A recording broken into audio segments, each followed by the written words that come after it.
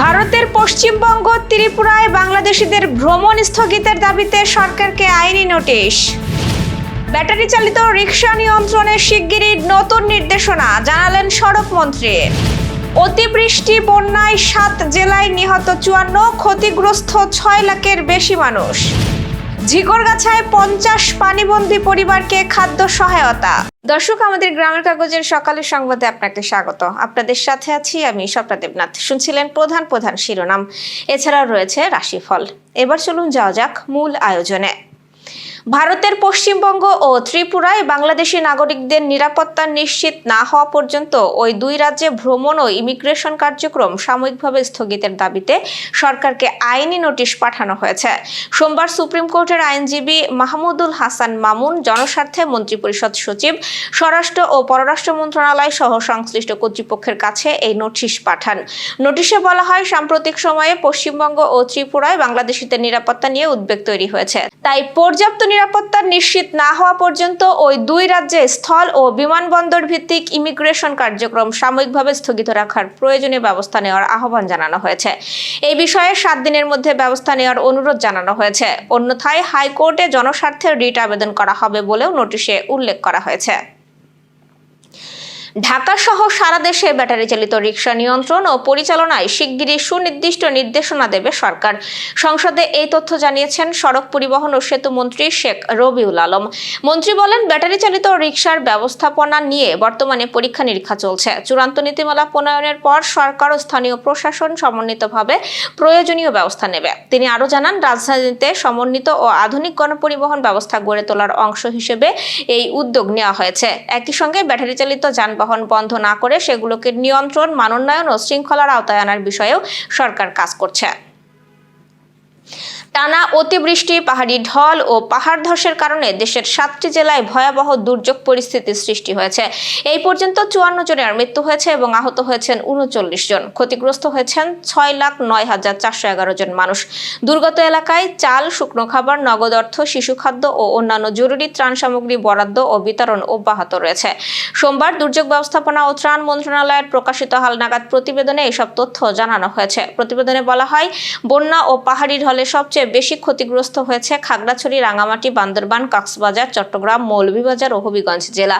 এসব জেলার ৫৯টি উপজেলা, ৩৩৪টি ইউনিয়ন এবং 12টি পৌরসভা বন্যা কবলিত হয়েছে। ক্ষতিগ্রস্ত মানুষের সংখ্যা ৬,০৯,৪১১ জন। দুর্গত মানুষের জন্য খোলা ১,০৪৯টি আশ্রয় কেন্দ্রে আশ্রয় নিয়েছেন ৩৮,০০০-এর বেশি মানুষ। জেলাভিত্তিক তথ্য অনুযায়ী কক্সবাজারের সর্বোচ্চ ৩১ জনের মৃত্যু হয়েছে। এছাড়া চট্টগ্রামে ১৩ জন, বান্দরবানে 6 জন, রাঙামাটিতে 3 জন এবং মৌলভীবাজারে 1 জন নিহত হয়েছেন।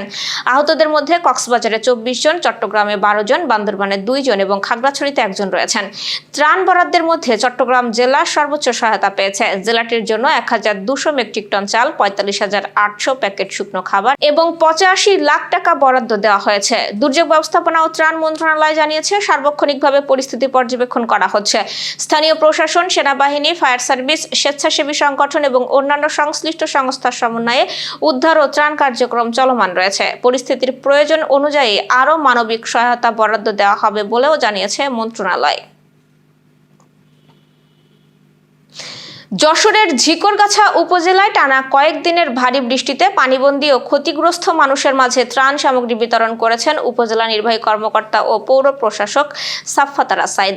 সোমবার পৌরসভার বিভিন্ন ওয়ার্ডের 50টি পরিবারের হাতে 14.5 কেজি ওজনের খাদ্য সামগ্রীর প্যাকেট তুলে দেওয়া হয়। প্রতিটি প্যাকেটে ছিল 10 কেজি চাল, তেল, লবণ, চিনি, মরিচ ও হলুদের গুঁড়া।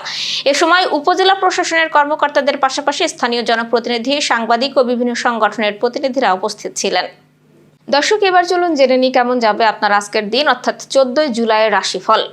মেষ রাশি, সম্পত্তির ব্যাপারে চাপ বৃদ্ধি পাবে। অন্যের উপকার করতে গিয়ে খরচ বৃদ্ধি হবে। ব্যবসায়ে উন্নতির ইঙ্গিত রয়েছে।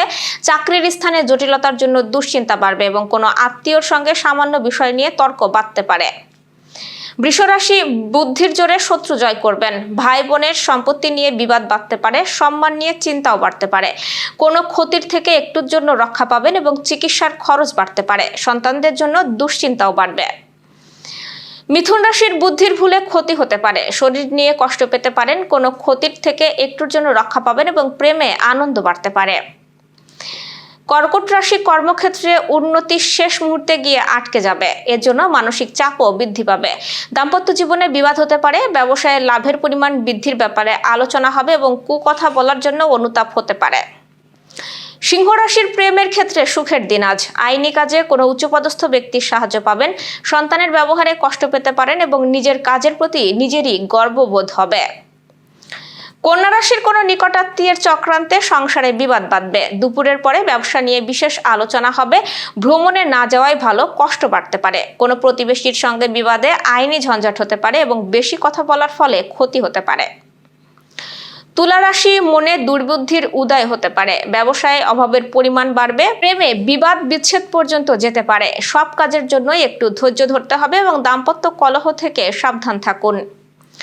বৃশ্চিক ব্যবসার ক্ষেত্রে তর্ক বিতর্ক ক্ষতি ডেকে আনতে পারে, আর্থিক সুবিধা পেতে পারেন, প্রতিবেশীদের কারণে সম্মান নষ্ট হবে এবং সেবামূলক কাজে উন্নতি হবে। প্রয়োজনীয় বিষয়ে দ্রুত এগিয়ে না গেলে ক্ষতি ডেকে আনতে পারে। ধনুরাশির পরিবারে বিবাদের আশঙ্কা রয়েছে, শুভ কাজে সাফল্য লাভ হবে, আপনার আলোচনায় মানুষ সন্তুষ্ট হবে এবং কর্মক্ষেত্রে মালিকের বশ্যতা স্বীকার করতে হতে পারে। শত্রুপক্ষের সঙ্গে আপোষ করে নিজের কাজ উদ্ধার করুন। মকর রাশি বিষয় সম্পত্তি কেনাবেচা নিয়ে গুরুজনদের সঙ্গে মনোমালিন্যের জেরে বাড়িতে বিবাদ হবে, শরীরের কষ্ট অবহেলা করবেন না এবং আইনি কাজের জন্য ভালো সুযোগ আসতে পারে। কুম্ভ রাশি বাড়িতে বিবাদের জন্য মনোকষ্ট বাড়বে, বিবাহের ব্যাপারে যোগাযোগ আসতে পারে, দুপুরের পরে একটু সাবধান থাকুন, কোনো বিপদ ঘটতে পারে এবং চাকরির স্থানে অতিরিক্ত আয় হওয়ার সম্ভাবনা রয়েছে। মীন রাশির সম্মান নষ্ট হওয়ার আশঙ্কা রয়েছে, কোনো কাজে সময় নষ্ট হতে পারে, চাকরির শুভ যোগাযোগ হতে পারে, দাম্পত্য কলহের জন্য মনোকষ্ট বাড়বে, পড়াশোনার ক্ষেত্রেও শুভ পরিবর্তন লক্ষণীয়, ব্যবসায়ে চাপ বাড়বে এবং বাড়িতে অতিথি আসতে পারে। দর্শক, এই ছিল এখনকার আয়োজন। সব খবর সবার আগে জানতে ও দেখতে চোখ রাখুন গ্রামের কাগজের ইউটিউব চ্যানেল ও ফেসবুক পেজে। বিদ্যুৎ ও জ্বালানি তেল ব্যবহারে সাশ্রয়ী হন। আপনার কোনো প্রশ্ন বা তথ্য থাকলে জানাতে পারেন কমেন্টে। এতক্ষণ সাথে থাকার জন্য ধন্যবাদ। পরবর্তী খবর দেখুন বেলা 2:30টায়।